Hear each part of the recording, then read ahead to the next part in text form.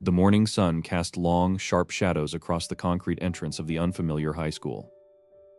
Lee Jin-yu stood perfectly still before the gates, adjusting the unfamiliar fabric of his new school blazer. For 10 long years, his mornings had begun with the smell of gunpowder and the distant thud of artillery. Stranded in a foreign conflict zone after a tragic plane crash, survival had been his only objective. Now, he was no longer Major Lee Jin-yu, the legendary mercenary feared by militias worldwide. He was simply a 17-year-old student, reunited at last with his surviving grandfather and sister. Taking a measured breath, Ijin stepped forward and crossed the threshold into the main courtyard. His eyes automatically flicked across the environment, mapping out potential sniper vantage points on the roof. He noted 3 escape routes through the side fences and calculated the thickness of the concrete pillars. Suppressing these deeply ingrained survival instincts, he walked quietly down the crowded hallway. He located classroom 2-3 and slid the wooden door open with minimal sound. The homeroom teacher introduced him briefly, but the students only offered polite, disinterested glances. Ijin took his assigned seat at the very back of the room, right next to the window. From this vantage point, he could monitor every single individual inside the room simultaneously. During the second period, a heavy shadow suddenly fell over his desk. The blonde-haired delinquent slammed a heavy open palm directly onto Ijin's notebook. "Hey, new guy, you think you can just ignore everyone because you're from overseas?" the bully sneered. Ijin did not flinch, his heart rate remaining at a perfectly resting 60 beats per minute. He instantly recognized the behavioral pattern of an untrained, low-level territorial aggressor. "Please remove your hand," Ijin said, his voice entirely devoid of emotion. The bully's face flushed red with anger at the total lack of submission from the transfer student. "Meet me behind the old gym after school, unless you want your sister to pay for your attitude," he whispered. Ijin's eyes narrowed instantly, a dangerous flash of cold instinct flickering deep within his pupils. Threatening a family member crossed a boundary that no mercenary protocol could ever tolerate. When the final bell rang, Ijin stood up calmly and walked toward the designated location. The area behind the old gymnasium was deserted, overgrown with weeds and shielded by rusted fences. 3 delinquents stood waiting, cracking their knuckles with confident, malicious grins. Ijin stopped exactly 5 paces away, analyzing their stances, weight distribution, and balance points. Their guard was entirely non-existent, their center of gravity dangerously exposed to immediate sweeps. "Let's see if you can keep that quiet face after this," the leader yelled, rushing forward with a wild right hook.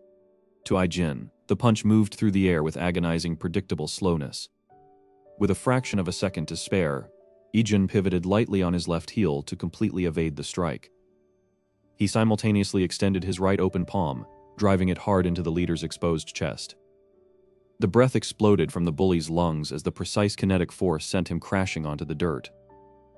The remaining 2 delinquents gasped in absolute shock, frozen in place by the sudden reversal.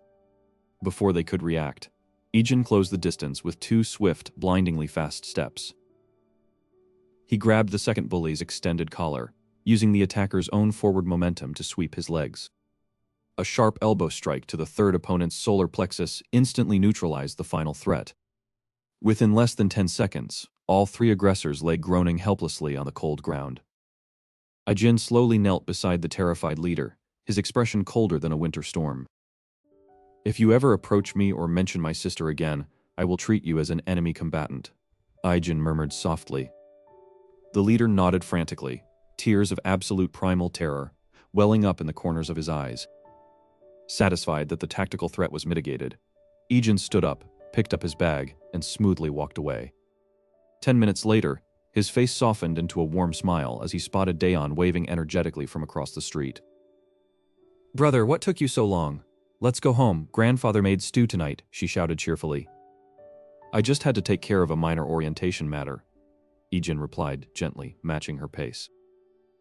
Meanwhile, high above the street, a sleek black sedan sat parked in absolute silence with its headlights completely off. Inside the vehicle, a man in a crisp tactical earpiece lowered a pair of high-powered military binoculars. He tapped a glowing encrypted smartphone screen, pulling up a highly classified military dossier containing Ijin's face. "Target identified, The legendary ghost mercenary of the Mercenary Corp has officially resurfaced in the city, the operative whispered into his microphone. The operative watched from the shadows of an alleyway as the transmission static cut out completely. Meanwhile, the morning sun broke over the high school courtyard, completely oblivious to the hidden dangers lurking in the city. Lee Jin-yu walked through the front gates with his hands deep inside his uniform pockets. Dozens of whispering students immediately parted ways to let the mysterious transfer student pass by. Rumors about his effortless victory against the classroom bullies yesterday had already spread like wildfire. Jin ignored the intense stares and quietly took his seat near the back window of the classroom. His only genuine priority was ensuring that his sister Daeon could walk these halls without feeling a single ounce of fear. At the top floor of the building, the school's dominant delinquent leader slammed his fist against a heavy desk. Jae-hyuk could not accept that a scrawny new transfer student had completely humiliated his core enforcers. He ordered his remaining thugs to bring the arrogant newcomer directly to the old gymnasium behind the sports field. When lunch period finally arrived, 3 large upperclassmen abruptly blocked Ijin's path out of the classroom. The biggest thug aggressively tapped Ijin's shoulder, demanding that he follow them quietly if he wanted to preserve his health. Without uttering a single word of protest, Ijin calmly stepped forward and followed the group down the stairs. The old gymnasium was completely deserted, its floorboards covered in a thick layer of dust and neglect.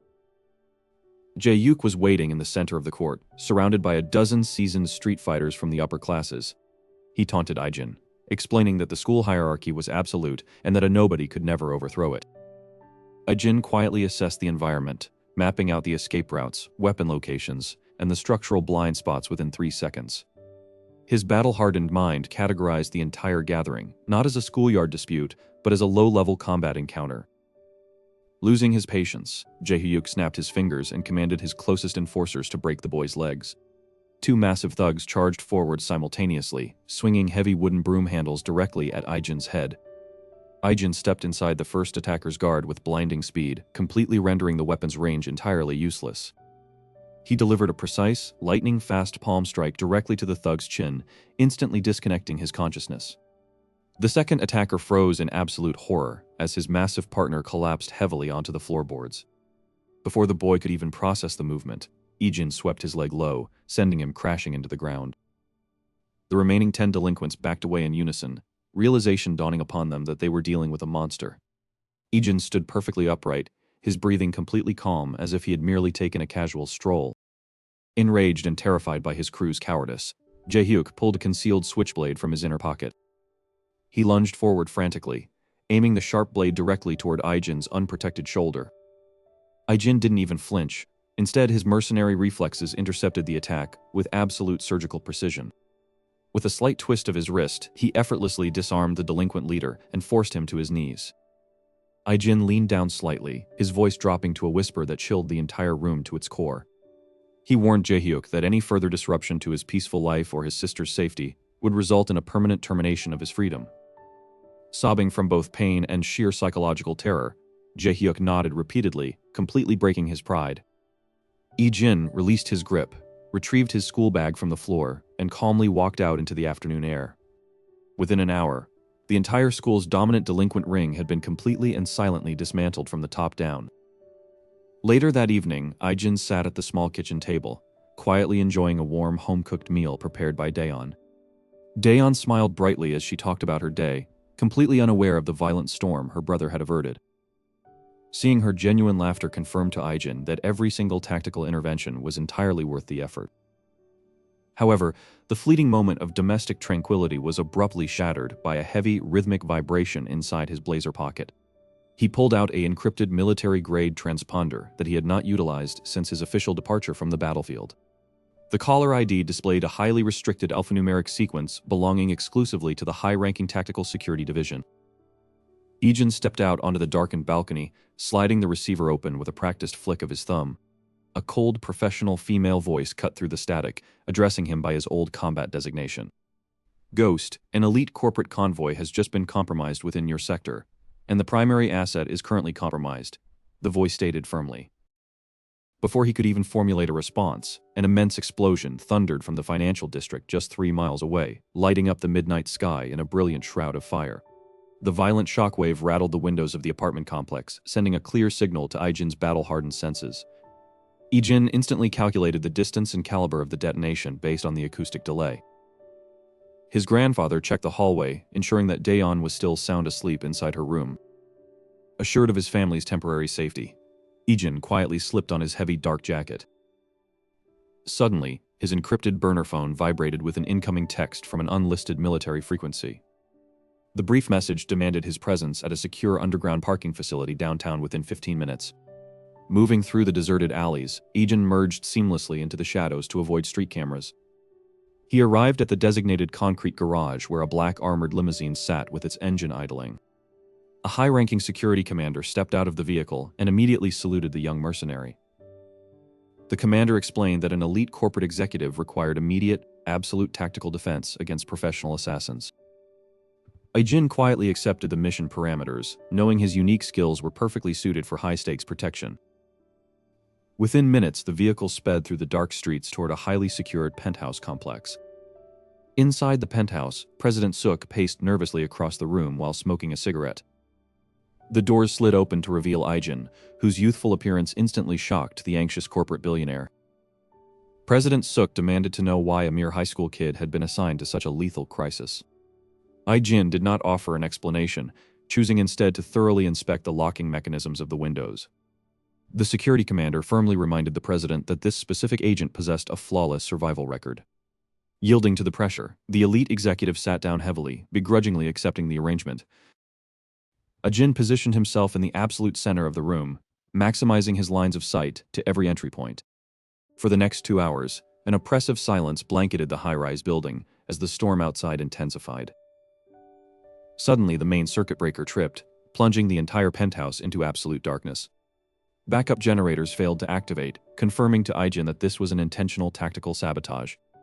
President Suk let out a panicked gasp as he stumbled blindly over a low coffee table.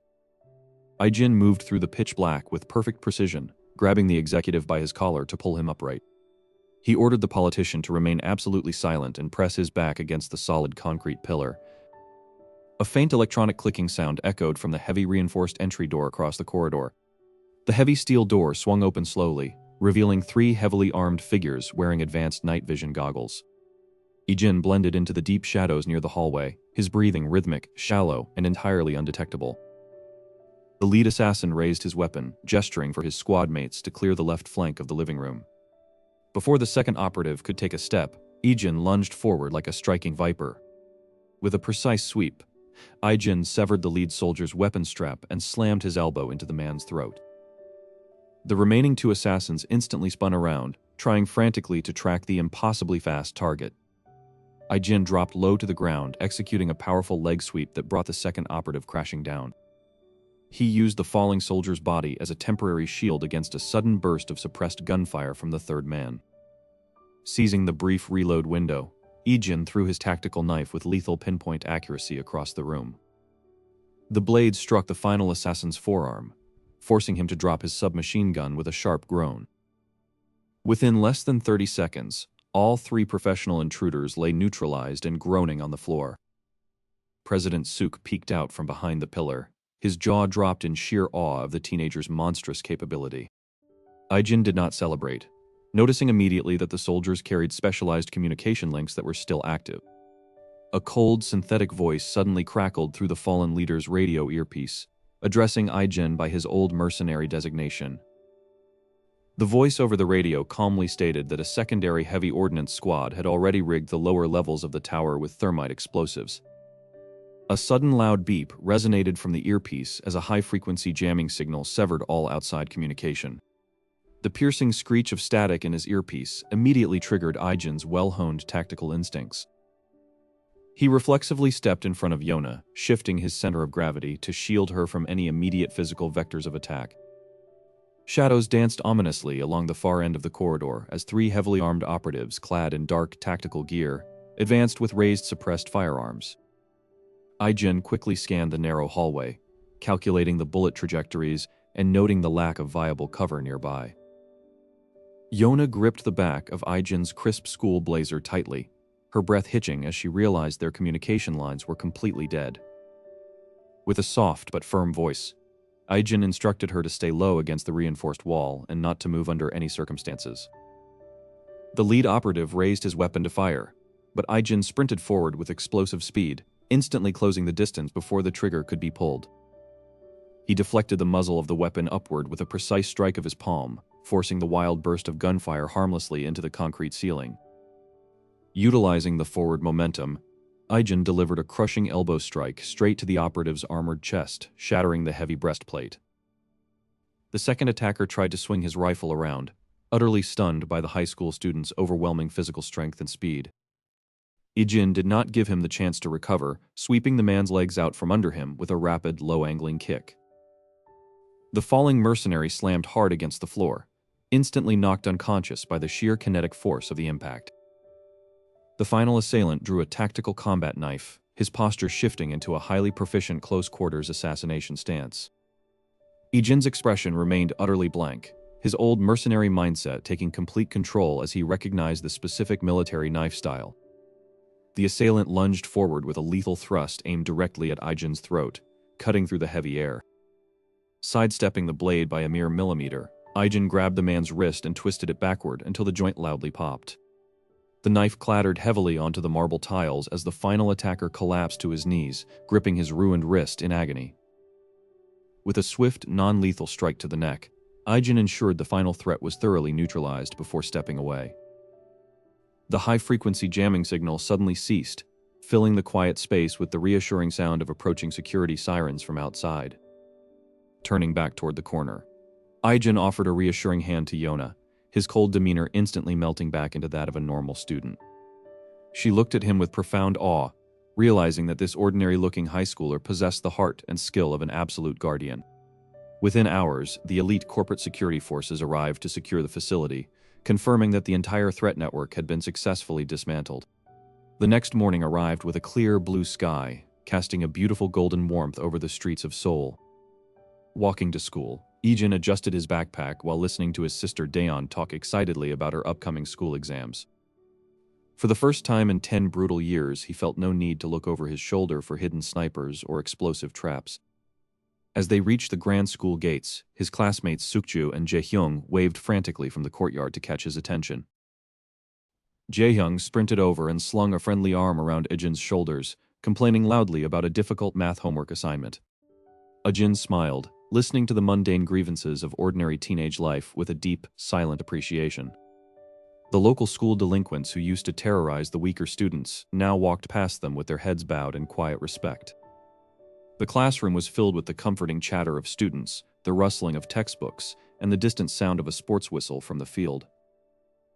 Sitting at his desk, Aijin watched the cherry blossom petals drift lazily through the open window, resting gently on his wooden desk. He realized that the fierce battlefields of his childhood had finally been replaced by this precious, ordinary, everyday routine.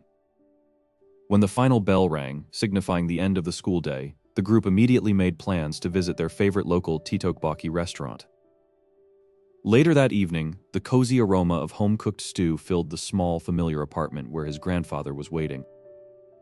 His grandfather smiled warmly from the kitchen counter, gesturing for the children to sit down and eat before the food grew cold. Daeon immediately began serving the rice, her laughter filling the small room with a vibrant energy that completely banished his dark past. Aijin took a bite of the food, feeling the literal and symbolic warmth of a real home washing over his entire soul.